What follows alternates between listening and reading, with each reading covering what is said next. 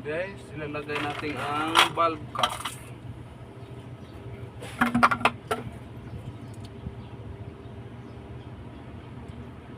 One, two, three, four, five, six, seven, 8, 9,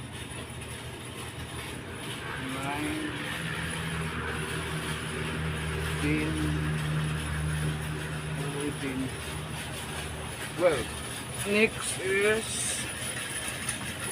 one of that.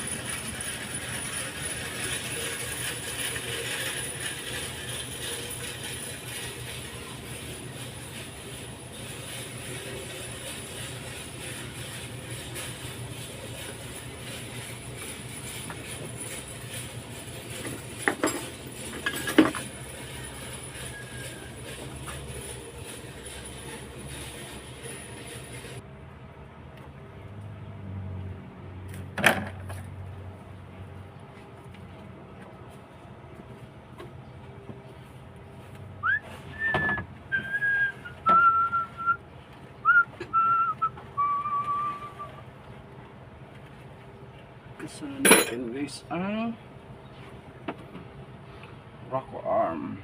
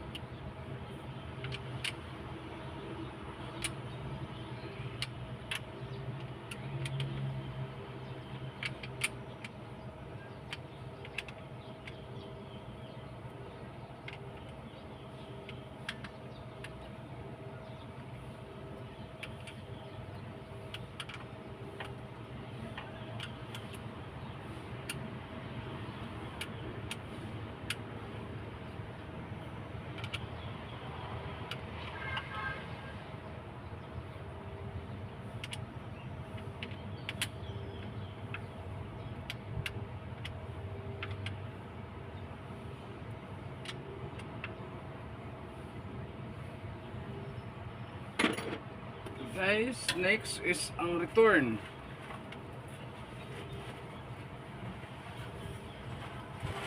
Huwag natin guys na karektahan.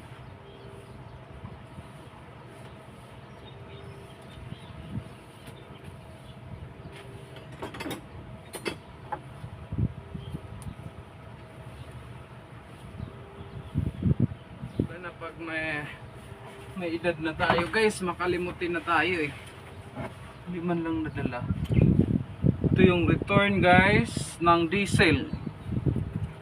Kapag sobra ang deliver ng injection pump ng diesel papuntang injector, ay binabalik nila yun papunta ng tangke. So ito yung kaya may return guys. Kasi hindi lahat ng i-deliver ng injection pump papuntang injector ay i-inject lahat na sa makina yan.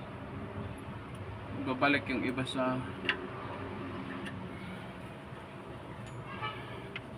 tangke.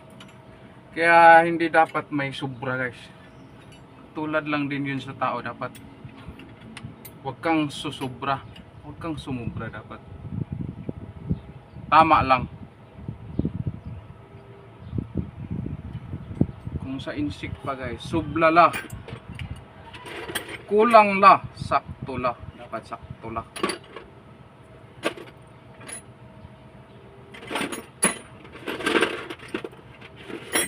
Hanap natin ang washer.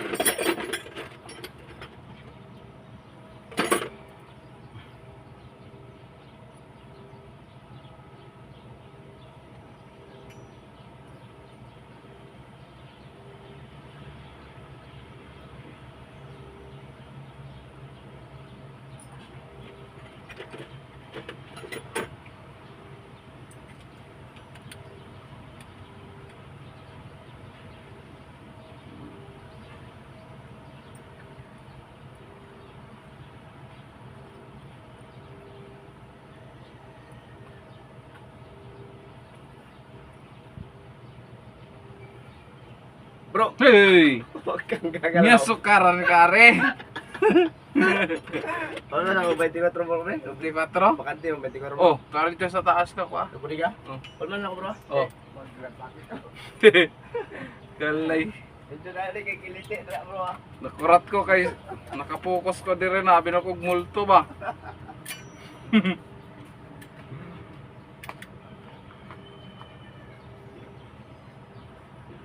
Ay na dire ang 24 oh.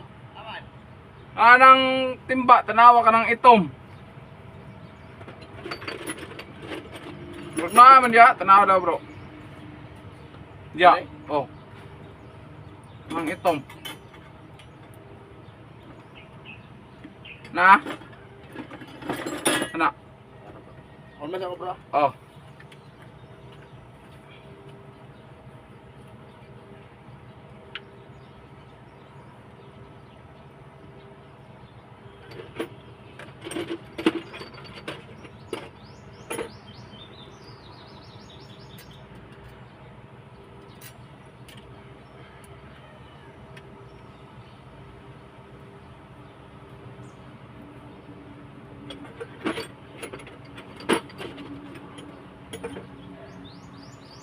So pagkatapos nito guys ay i-tune off na natin ang makina.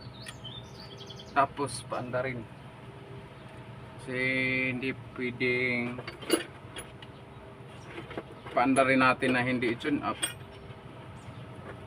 Magkaroon ng problema yung makina natin kasi may mga balbula na tukod. Kaya mabali yung ano natin. Rocker arm, kailangan ma-tune up siya.